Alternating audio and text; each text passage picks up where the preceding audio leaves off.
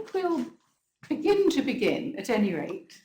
And I would like, first of all, of course, to thank the Research Forum for agreeing to do this miraculous book launch. You'll see how miraculous it is shortly.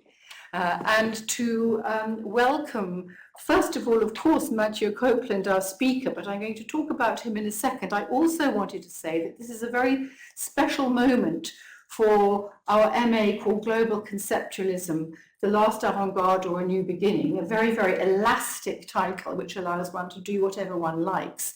Although while we range very, very widely, what's so marvelous is we're coming back to an absolutely classic conceptualist who was in all the great landmark shows of the early 1960s.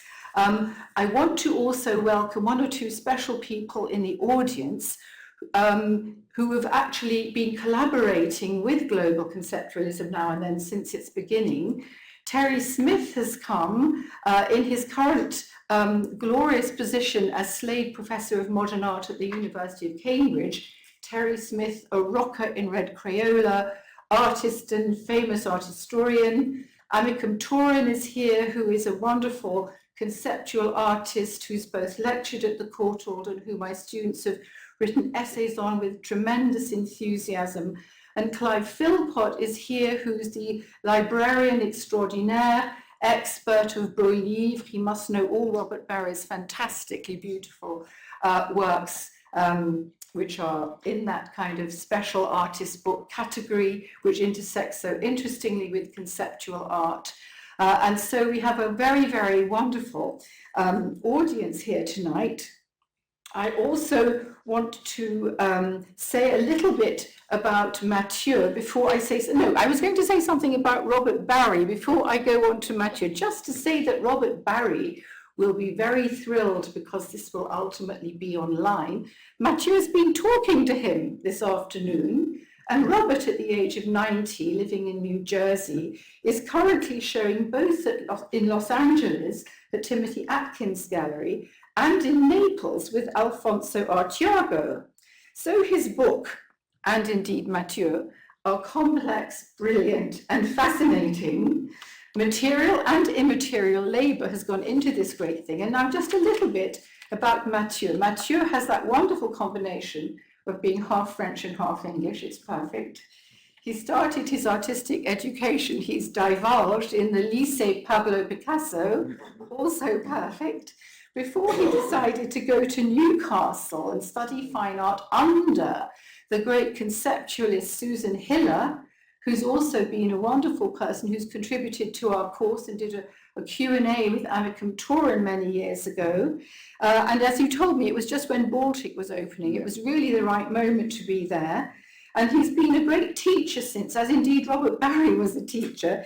He was teaching fine art in the University of, well, not the university, some very complex name of some fine art organization in Geneva for 8 years, in Zurich for 2 years, and is currently senior lecturer at Leeds Beckett University, which has helped him have both the time and more to produce and this funds.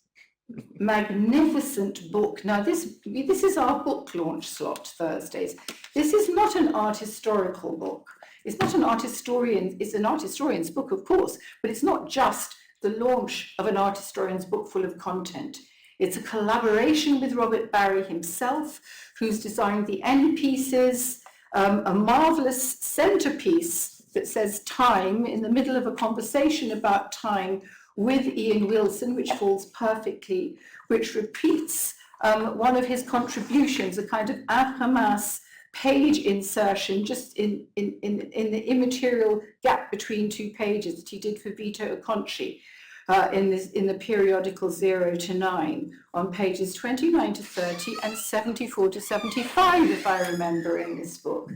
And of course, it's involved Mathieu himself in endless conversations, artist visits, scanning of archives, and it means that the ultimate product is a fantastic beauty, such as we can normally not aspire to, with a sort of running sequences which make one understand the installation of an exhibition, the flavor of a gallery space, whether the content was immaterial or not, the actual sequences, I'm not going to find it now, of film stills, because my one with the marker is there, and this is your special book. Anyway, it is a miracle of collaboration. And I think now you really want to hear Mathieu, who's very kindly, because Robert Barry's work is complex and not so well known, is going to give us a brief introduction before we start our conversation. So thank you very much, Mathieu. Welcome. Good evening, everyone. Thank you so much, Sarah, for this introduction. And thank you all for being here. It's a great delight to have the opportunity to celebrate Robert's art, and the launch of that book has been a fruitful collaboration for many years. We will speak together more about the book itself, but what I thought I'd do this evening is to give a kind of a consideration, an overview on Robert's art. It took 544 pages to assess his career, so within the scope of 15 minutes, I wanted to focus rather on a key moment, which will be the transition from minimalism to conceptual art. And I hope this will give us some reflection and concept and context for how his work is so very relevant now. So, the talk is called Robert Barry, A Radical Rematerialization of Form. When considering radio waves, natural physical phenomenon such as radiations and inert gases, the fleeting nature of projected words, whether read and spoken, recorded as slides and videos, or environment as words as environments, whether written directly on the wall or etched in ice, Robert Barry's art results from the production of a material object privileging other forms of materialities that escape finite and permanent forms. But first we should define what material, immaterial, dematerial, and rematerials art can be. In her preface to 6 years of dematerialization of the art object from 1966 through to 1972, Lucy Lippard reflected on the choice of terminology. I quote, "It has often been pointed out to me that dematerialization is an inaccurate term, that a piece of paper or a photograph is as much an object or a material as a ton of lead, granted. But for a lack of a better term, I have continued to refer to a process of dematerialization or de-emphasis on material aspects, uniqueness, permanence, decorative attractiveness," end of quote. Discussing the term rematerialization and dematerialization, Lawrence Weiner was quick to assert, "You do not dematerialize anything. There are no magicians," unquote. As I proposed to him rematerializations as the mediation from one form to another, Weiner concluded, maybe this is not necessary. Maybe it is simply another word, presentation, and the factor of simultaneity. To rematerialize would be changing what the artist is saying. It is about finding a different way of presenting. And how does a text fit into this? Is it context rather than content? End of quote. Robert Barry's art confronts us to variable presentation modes of disparate contents for specific contexts, where a conceptual object remains an object, and what constitutes an object must be constantly reassessed. Robert Barry was born in the Bronx in New York in 1936, and he has just turned 90 years old, as Sarah was reminding us a few days ago. Between 1963 and 1967, Barry emerged as a key figure in a nascent minimalism, supported by several influential advocates. His MA teacher at Hunter College, Tony Smith, facilitated Robert Barry's first sale to the American Federation of Arts and secured his debut solo show at the Westerly Gallery in October 1964. We will go back to the paintings afterwards. That same month, Eugene C. Goosen chair of the art department at Hunter, included him in 8 young artists at the Hudson River Museum, now regarded as one of the earliest minimal art exhibitions. And you can see Goosen on the right here, talking with Robert and his wife Julia. Lawrence Holloway, the art critic and Guggenheim curator, later invited him to participate in the landmark exhibition Systemic Painting at the Guggenheim Museum on 24 September to 27 November 1966. To understand the transition from a minimal art to an art of the concept is in so many ways what prompted the writing of this book. In the matter of just over 2 years, Barry would perform a radical transition from the first revolution he took part in, minimalism, to play a fundamental role in the nascent of the American conceptual art revolution. This radical process first encompassed a gradual reduction in the artist's painting. In a letter from 1971 to Lucy Lippard, Barry proposed a chronology of his own development in art. In retrospect, this fascinating detailed account takes us through the evolution of his paintings.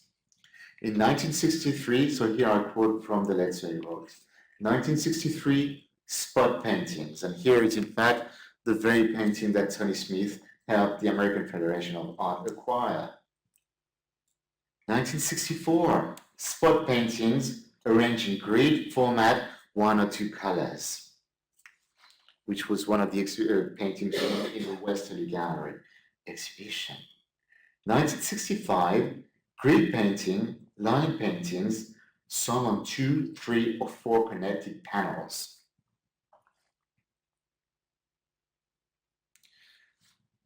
And here you can see a painting on 3 panels. 1966, line paintings on separated panels, incorporating the walls between and around the panels. And here is actually the painting that Lawrence Holloway had selected for systemic paintings. Edge paintings. 1967, edge painting, painting with small colored, so that's an edge painting. Another one. Paintings with small colored squares in corner, usually on unpainted surfaces. Small painted units, square, triangle, rectangle, and so on. Widely spaced placement on the wall area. Recalling the transition from his 1966 painting featuring small squares unit painted within the canvas to the canvas itself being the small painted monochrome square unit, Barry realized that, and I quote, a work of art wasn't a closed system by any means, unquote. Barry continued, I was involved with the wall, the space in between, rather than being objects themselves, they defined the space. In the summer of 1967, Robert Barry was invited to take part in a residency program for artists and teachers in Belmont Park, an old horse farm with paces, complete with a racetrack, outside of Baltimore in Maryland. The Whitney Museum organized a 6-week workshop as a retreat for New York school teachers involved in art, offering them time and space to be creative. Barry was offered a studio space but chose not to use it, as he already had an effective setup in New York, unlike the situation available in Belmont.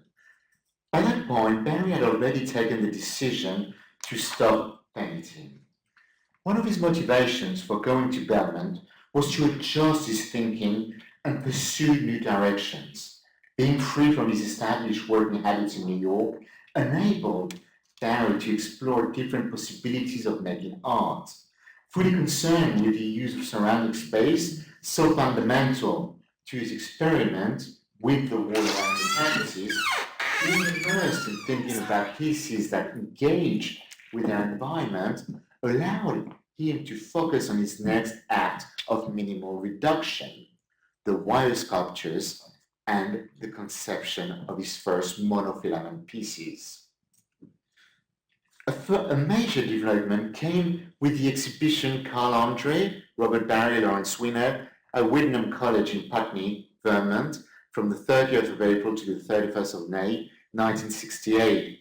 Conceived by the sculptor Chuck Guniver, the head of Wyndham College Art Department, and organized by Seth Sigalab, the three artists were invited to make work while the campus was still being built, as you can see on the right-hand side. They worked with environmental material, as stated on the invitation leaflet, hay, mesh, and string. Carl Andre realized the word joint, a line sculpture made of 183 common bales of hay.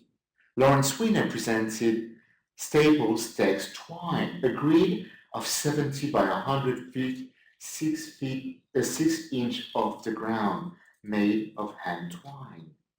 Barry's contribution was an installation between two identical buildings by the architect Edward Durrell Stone, the library and the student union, using 100 yards of 1 8-inch woven nylon cord 25 feet off the ground. A symposium organized on Saturday the 30th of April, for the opening day of the Exhibition College auditorium, featured the three artists and was moderated by Dan Brown. During the symposium, Barry explained, "I wanted to use the land, drive something into the land, circle it some way, emphasize it, create something in proportion to the buildings around it, to the piece of land itself. The fact that there were workmen working underneath these, it's all part of it. The sky above and the mud below, and the buildings are all sort of tied together by the nylon cord." For Eric de Bruyn, the Wyndham College exhibition should not be seen as a proto-land art event. We should rather, and I quote de Bruyn, situate the show within the incipient movement of conceptualism.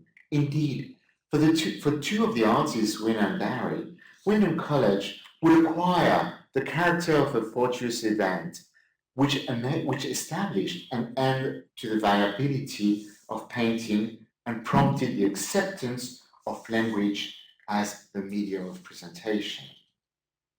Reflecting on his monofilament piece, Barry realized, and I quote, "Each wire installation was made to suit the place in which it was installed.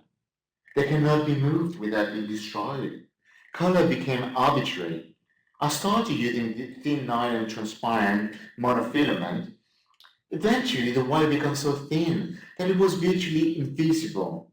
This led to my use of a material which was invisible, or at least not perceivable in a traditional way. Although this poses problems, it also presents endless possibilities. It was at this point that I discarded the idea that art is necessarily something to look at." End of quote. And this was announcing a year of radical political and artistic upheaval. Barry would perform a revolution a month, a year, 1969, that would ultimately crystallize all that would preoccupy him for decades to come. The seemingly immaterial nature of conceptual art leads us to question what is the materiality of an art rooted in concept, and how, in Robert Barry's art, this concept is primarily words. Barry's art seems immaterial, but is in fact very material. How can we address this renewed approach to materiality, especially in views of an ecological urgency and the necessity for sustainable lives? How can an art that proposes material absence as its foundation point toward a proposition of a new art ecosystem? The prescience of this radical breakthrough operated in 1969 by the likes of Seth Sigalab, Lucy Lippard, artists such as Douglas Hubler, Lawrence Winner, Emile Leladum, and Keles resonates now stronger than ever. It seems essential to approach how the seemingly immaterial of conceptual art remains a revolutionary proposition that questions the very nature of the work of art, from the experiential to the cognitive appreciation of it being in the mind of the spectator. As such, it remains a frontal attack on the concept of art as a physical object, and thus against an art market rooted in its liberal capitalist state. Douglas Webler wrote in the first exhibition catalogue to César Siegelhof's January 5th, 31st, 1969, and I quote Douglas here: "The world is full of objects more or less interesting. I do not wish to add any more. I prefer simply to state the existence of things in terms of time and or space," end of quote. This sentence remains an essential characteristic of conceptual art, and that is its inherently ecological nature. In not bringing another object to the world, one obviously does not further contribute to its pollution and the looming extinction. So what I'm about to say, Maximus, you're not allowed to repeat ever. In not sustaining the accumulative and fetishist nature of object dealers, or as Gustav Metzger labeled them in his 1962 Manifesto World, from, and I quote, "stinking, fucking, cigar-smoking, busted and new-scented fashionable cars who deal in the works of art," it refutes the status quo of this commercial system, inasmuch as Metzger autodestructive art was, and I quote, "an attack on capitalist values," and of quote, "so is conceptual art." In the words of John Cage, I quote, "I have nothing to say, and I am saying it, and that is poetry as I need it." To consider a sentence as a vessel with no content, yet that is an art form, offers a remarkable understanding to Robert Barry's Radio Waves pieces. With his two first works presented in his exhibition catalogue, January 5th, 31st, 1969, one being, there we go, 88 MC carrier wave FM, consisting of 88 megacycles, 5 milliwatts, 9 volt DC battery, and 1600 kc carrier wave AM. Barry proposes the broadcasting of nothing on a given frequency. With this ultrasound piece, described as 40 kHz ultrasonic sound wave installation, dated from the 4th of January 1969, Barry again broadcast a frequency rather than a content. To borrow Marshall McLuhan's expression, in Robert Barry's work, the medium is truly the message. Yet one may ask, which medium and what message? The medium is plainly a radio wave or an ultrasound wave, and with an absent message, the piece becomes nothing other than an empty signal on a frequency inaudible to humans. All are thoroughly material, physical phenomenon that can be experienced, just as radiation or in a gas can be. And yet, if the materiality of the media is clear and announced, as we can see here in the catalogue, the artwork's materiality is also constituted by words, by its statement, its énoncé. The message is both an absent content and an experimental work of art. Both the radio pieces, the ultrasound, first existed as statements reproduced in the catalogue, together with the accompanying photographs of the artist's studio, where the work were said to be presented. It's not that I do want to doubt the statement, but given the immaterial nature of the works, these pieces that are not perceivable by the eye leave no visual trace that can attest to their presence and thus cannot be documented. Words here are the primary information of the work, whereas the books are primary documentation of the works. The words are, so to say, the works in their original materiality. The ephemeral nature of words in Robert Barry's art also informs the primary materiality of both his inner gas pieces and the telepathic piece from the Psychic series. Says Siegelhof's March 1969 exhibition, also known as 1 Month, consisted of a publication structured as a page-a-day calendar for the month of March 1969, in which each page recorded the replies or non-replies from 31 invited artists. The idea for the exhibition emerged from a discussion between Sigalab and Robert Barry, who recalled, and I quote, "I had seen this movie, October, 10 Days That Shook the World, from 1928. Seth and I were having dinner that night, and I said, instead of giving each artist a gallery or a room or a space, why don't you give each a day?" End of quote. The intention was to occupy time rather than space. On the page devoted to the 5th of March, Barry announced his contribution in a gas series 1969, Helium, 2 cubic feet, accompanied by the following description. Sometime during the morning of March 5, 1969, 2 cubic feet of helium will be released into the atmosphere. When invited by Sigalab to realize an exhibition the following month, Barry proposed that rather than holding the show in New York, both the dealer and the artist would travel to California to realize a series of work. This would become the only solo exhibition Sigalab dedicated to Barry, once again challenging the conventions of what constitutes a gallery exhibition. Its sole physical location was a poster. Mostly blank and designed by the artist, the poster contained just a single line of text at the bottom which read, "Robert Barry, Inert Gas Series, Helium, Argon, Krypton, Xenon, from a measured volume to infinite expansion, April 1969, Seth Sigalab, 6000 Sunset Boulevard, Hollywood, California." Aside from the journey undertaken by the artist and the physical production of the posters, the carbon footprint of these works is negligible. As announced being noble gases, these are extracted from the atmosphere and released. In releasing them, they are simply returned to it.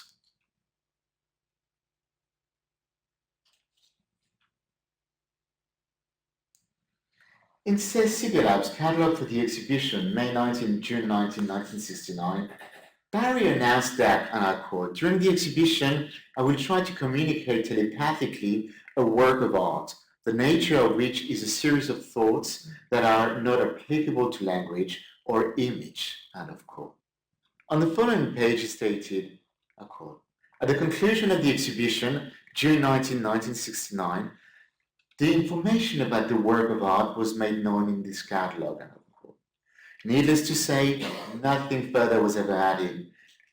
This sentence became the vehicle for a work of art endowed with specific qualities, since the artist declared that he will attempt to transmit a work of art mentally. Should he succeed, then the piece is shared with the viewer, albeit one only using his third eye.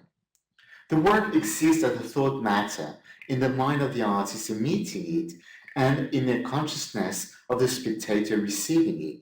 Should Barry have failed in his attempt to communicate work telepathically during the exhibition, and then at the time frame is crucial as it situates the work within an exhibition context, which validates the endeavor, so to speak, the piece nevertheless exists in the artist's mind with the same qualities.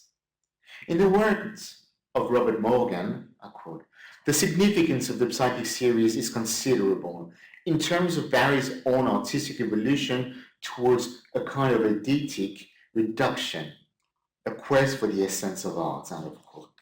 Morgan further observed that Barry, in his psychic series, is at the fulcrum of a phenomenology of aesthetics. His reductive process has taken him to ground zero, a point within memory as a source for sensory manifestation.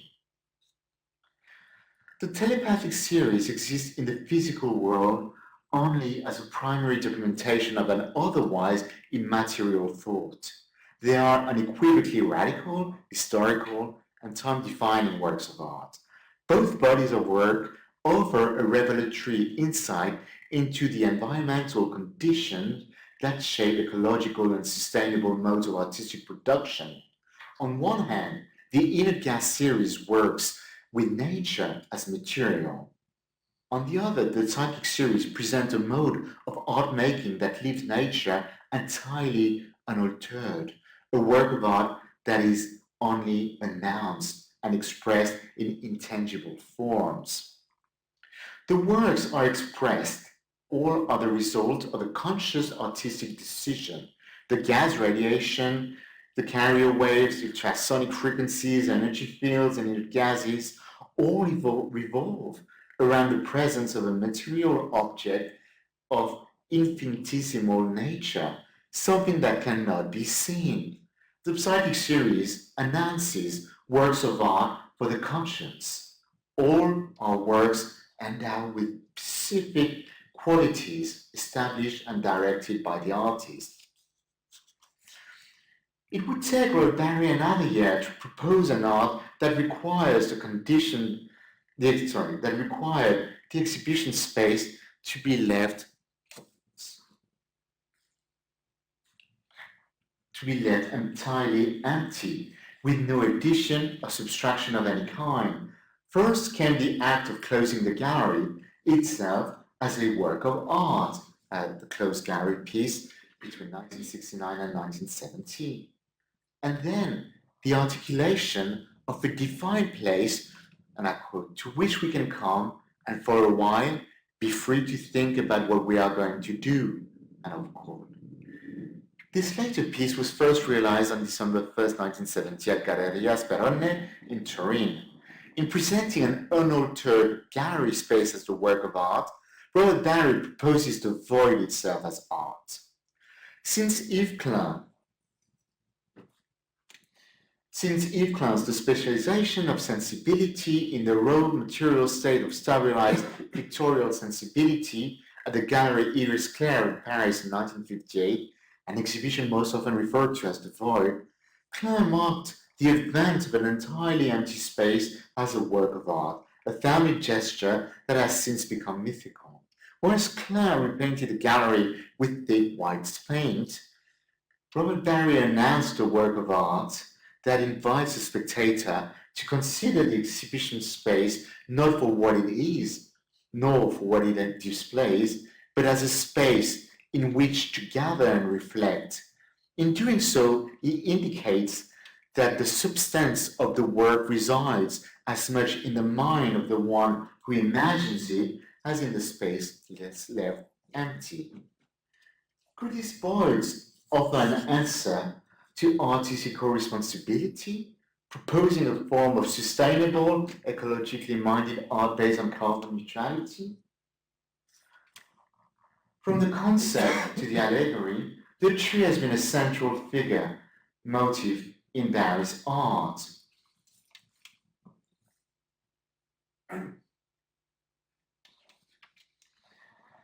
During his undergrad studies, Barry took courses in botany, a passion sparked by Sunday trips in his youth with his father to the Arboretum at the New York Botanical Garden in the Bronx. An early memory includes seeing a large cross-section of an ancient tree with key moment of history marked on a string.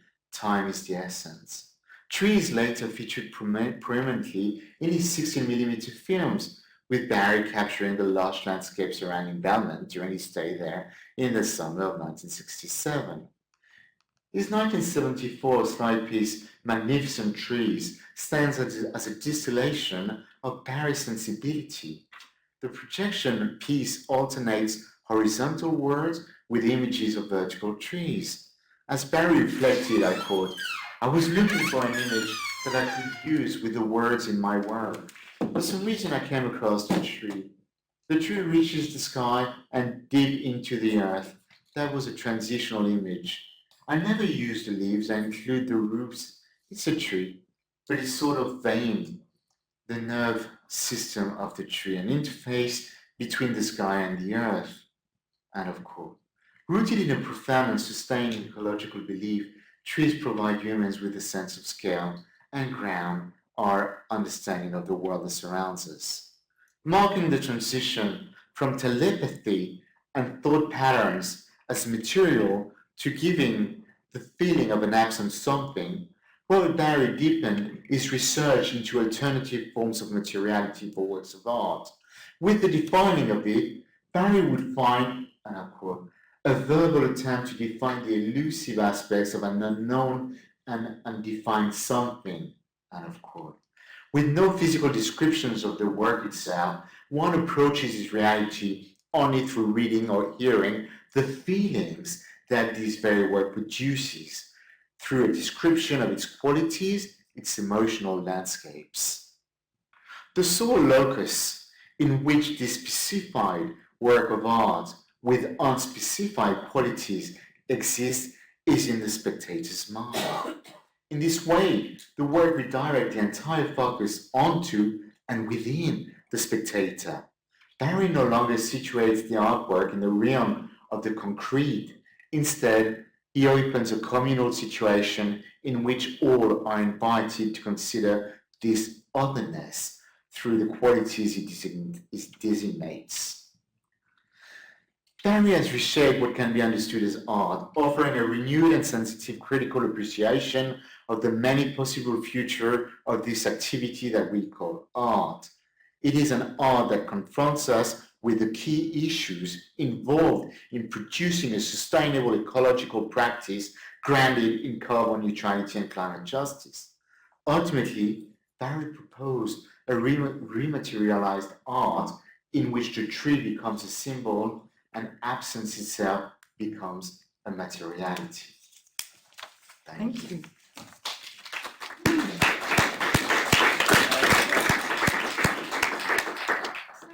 Thank you so much. Do come and sit down with me. I'd like to say to everybody that we need your slide up though. Can you be there? Oh, sorry, my slide. Yeah, I mean that lovely last slide. Can we stay on it? Yeah, definitely. Can you make it come back? I'm sure it is coming back. Oh, good. Because that tree was in Bernard Venet's foundation, where I took my students even before he made this, which raises the very interesting question of late career. Because, here we go. Because both Bernard, who left France and went to New York, it seems to be very resonant. Is it okay?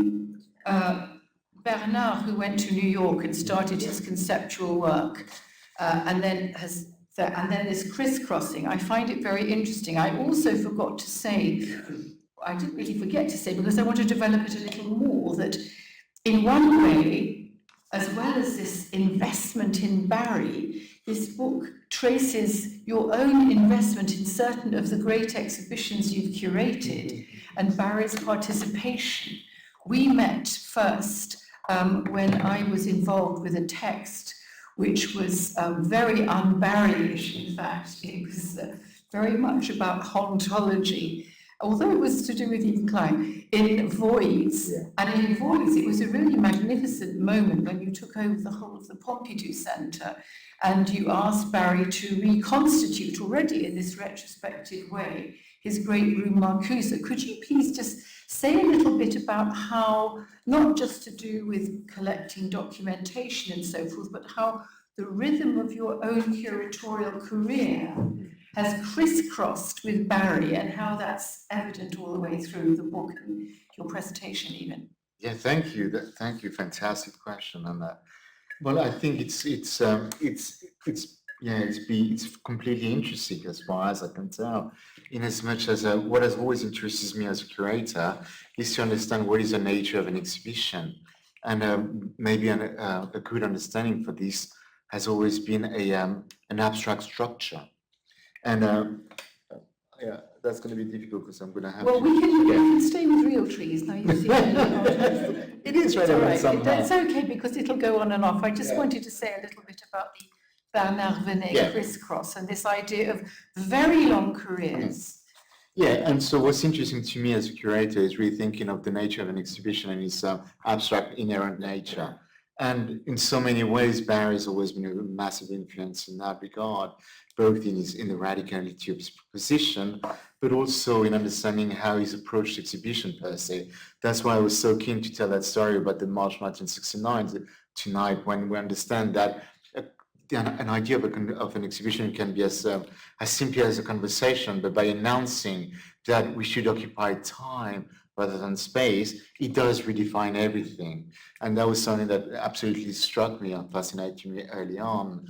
And same with the show that would then follow up with the inner gases, which consists in so many ways of 5 and more works of art. But the exhibition itself was a poster announcing something, as Robert was keen to say. He said, well, it was important if we do it in Los Angeles, then it had to be on Sunset Boulevard in Hollywood. So to say, the abstract nature of that exhibition is something that has been essential to me. And thus, years later, when we began working on The Voids, the retrospective of empty exhibition at the Pompidou in 2009, it became an incarnation of Robert Barry's career in so many ways, given that whenever the 5 co-curators was Gustave Metzger, John Amleder, Clive Philpott, Maïtou Perret, and myself, whenever we were asking artists to have their insight into the void as art, everybody would point towards Robert as the artist to think about. I remember especially Michael Asher being very precise about, you can ask Robert Barry. So I think... But there were 9 installations at the Pompidou in this exhibition called Void, weren't there? You recreated in a kind of moment when the Pompidou didn't want to put stuff on the walls, or at least you insisted on carving out the space for the moment of presenting empty space, but already times 9, which is very historically interesting in terms of all those great figures and those moments which were never able to be resurrected in other things, including in the own artist retrospectives. No, absolutely. But then you've mentioned other exhibitions pop up in the book where he's been a presence, and actually you said in 2007 to 8 a word exhibition. Yes, indeed. Yes, so I was working back then on a series of spoken word exhibitions, and again, I mean, it's the great job working with the artists to experience that epiphany. And for instance, the work that I commissioned to Ron Swinner for that exhibition was him re-engaging in a different materiality of a piece that he had dealt with for so many years, that says, namely, as long as it can last, and which was both the materiality of the works themselves and the exhibition itself. And but for Robert, what we decided to do was, when I brought the exhibition to New York, I invited Robert to actually restage an early performance that he had done at the Franklin Furnace Gallery in New York in 1981, which was based itself on one of his first artist book published by Yvon Lambert, This Isn't, which he saw as a play of sexes. And so when he performed the piece himself, it was with his wife at the Franklin Furnace. And when we restaged that as part of the spoken word exhibition in New York, we had 2 actors, 2 voice actors to read this piece. And so again, it was beautiful to envisage art through a different materiality through his work. Yeah, there was a kind of play of time and space that goes through the book. And your own voice, of course, comes in your conversations with him, some of which you've reprinted, which go back quite a long way. And I wanted to say that one of the things I found very fascinating, which I actually picked up not from the book, but from the Archives of American Art Conversations, was the fact that he was deeply Catholic in certain ways, at a very repressed. While Yves Klein, you actually mentioned Yves Klein. I was going to sort of try not to mention Yves Klein, but as you mentioned him, while Yves Klein's Catholicism is extremely, I was going to say visible, extremely there in his immateriality, it's interesting how Robert Barry's is not there in the same kind of way, not in a kind of quasi-spiritual way, but in a much more pragmatic way. And yet, he had this Sicilian mother who was a Catholic, and he was brought up at the very beginning by nuns.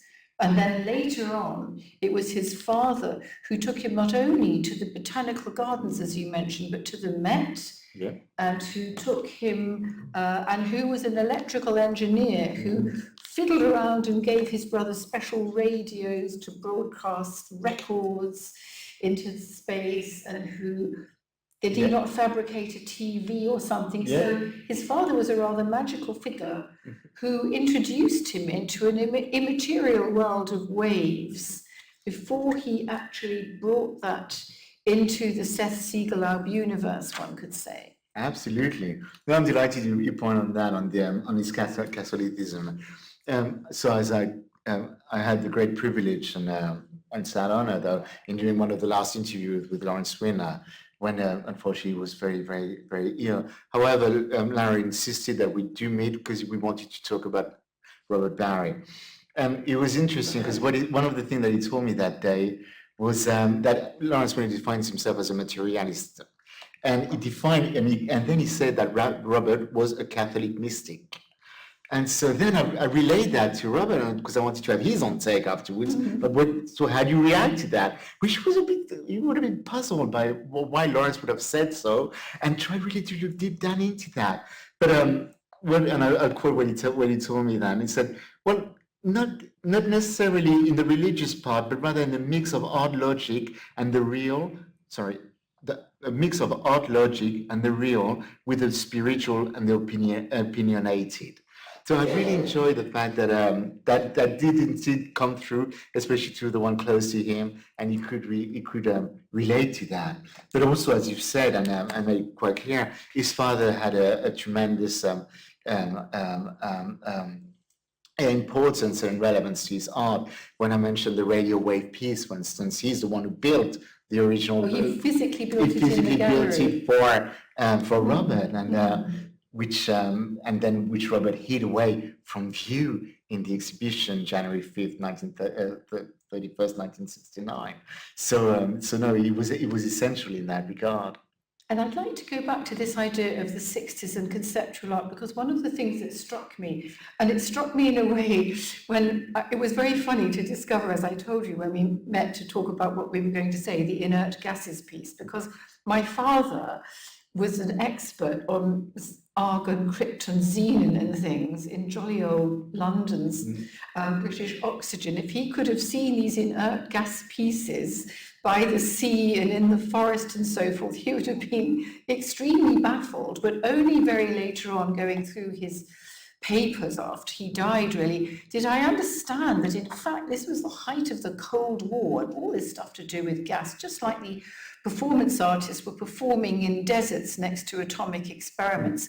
There was that sense of politics being imminent, and not only that, but of course, at the time of the Vietnam War, he actually participated in this exhibition you mentioned of October the 2nd, 1968. Yeah. And I thought as well, of course, it's relevant to now. There was this extraordinary statement.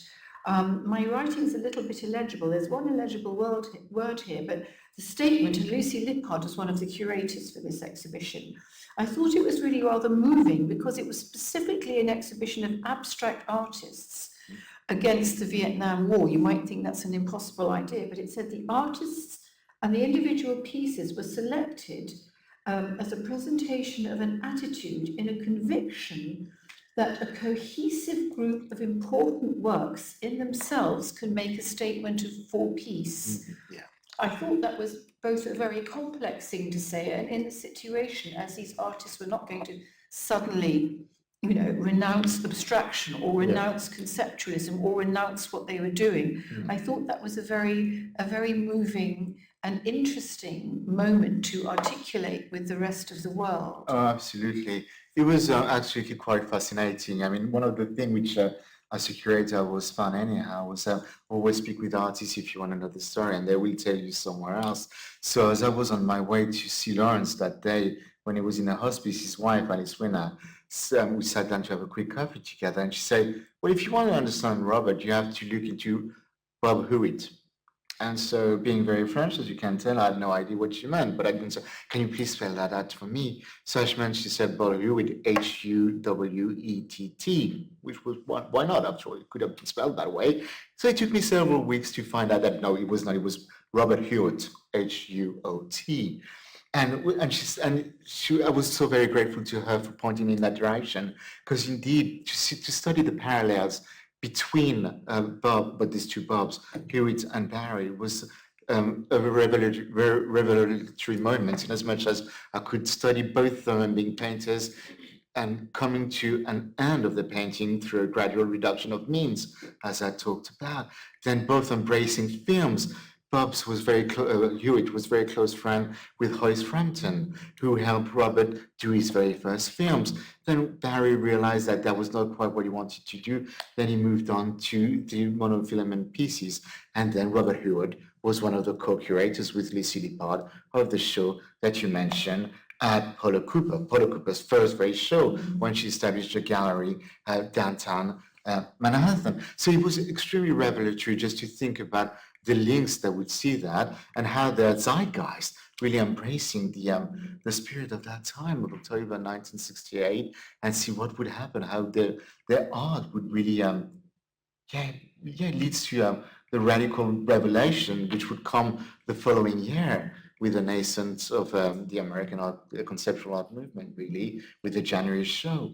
One of the things I suppose that warmed the cockles of my heart at the beginning of your book was that among his gurus and mentors was, for example, Robert Motherwell. Mm-hmm. And Robert Motherwell had written the Documents of Modern Art, and it was very refreshing to understand that he wasn't anti-art history or anti-old master paintings.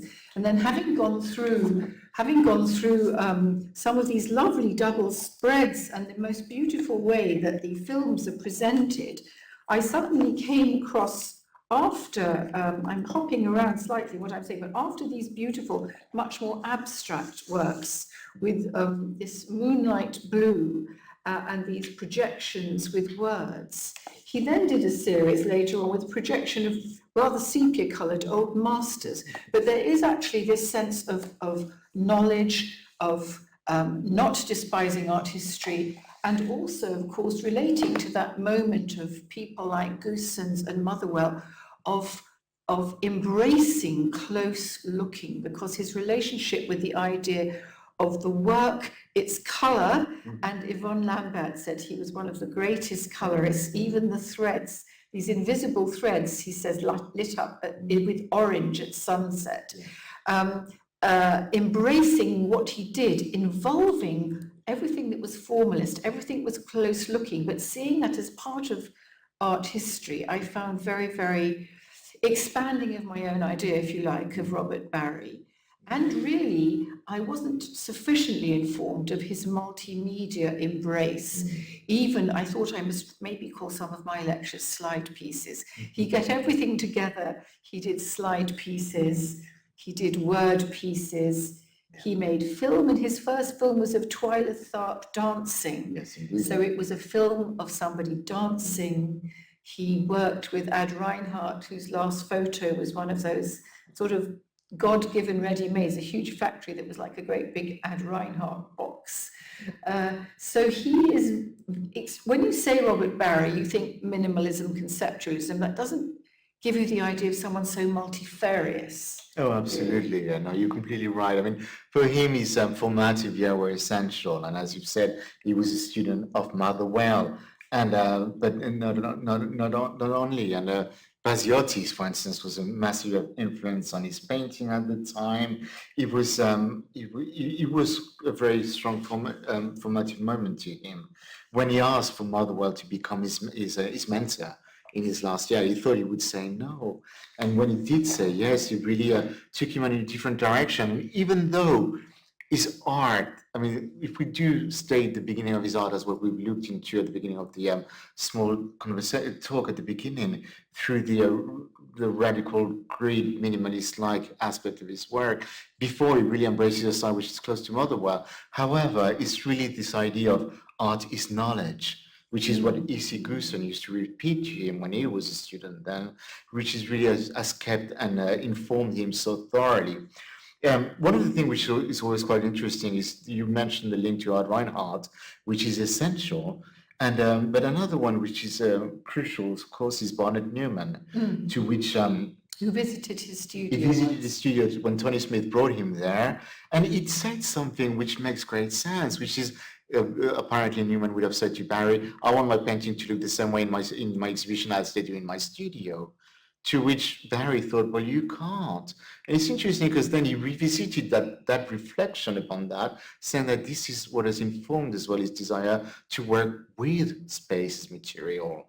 This idea that you cannot recreate, therefore, that otherness which will be there will be something to work with. And it's far more fascinating and complex and thought through than simply one saying institutional critique. Obviously, we have a seminar on institutional critique, and it's very easy to go into the double bind of wanting to exhibit with the institution and criticizing it at the same time. But this idea is far more sensitive. I mean, I encountered a very, very thoughtful and sensitive man here in your piece. I just want to say one more thing before we open things up, because I was very surprised by the end of your book with these commissions for the Théâtre des Abbesses in Pigalle, with this splendid, maybe you find the page and show it to everybody, and then Serge Lemoine at the Musée d'Orsay making a commission for the smoking room. I didn't know there was a place called a fumoir in the Musée d'Orsay. Then I understand he's done big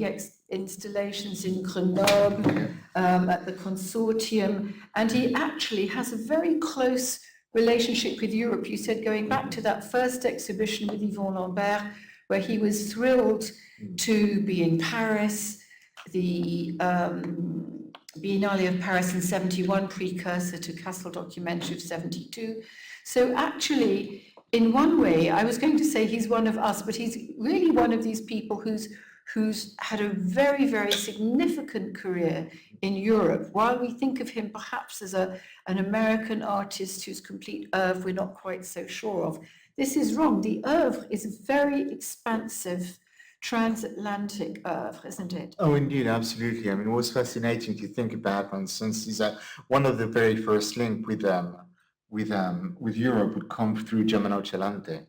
And yeah, we invited him to be in the first Art Improver show. Absolutely, which is great, because also it's very telling to remind ourselves that for Germano at the time there was no distinction between conceptual art, earth art, and conceptual art, and of course arte povera. So everything was really one and a whole. What's interesting also is links and how these are created. For instance, it came from a conversation with Lawrence Winner, who had traveled far more than Robert by then, and who came to Europe, spoke about Robert's art, and then they really sparkled a chain reaction, which is quite appropriate for Barry's art. But you're right, his incarnation has been really very much here. For instance, his first institutional show was in 1972 at the Tate Gallery, which was to the Tate. Yes, indeed, yeah.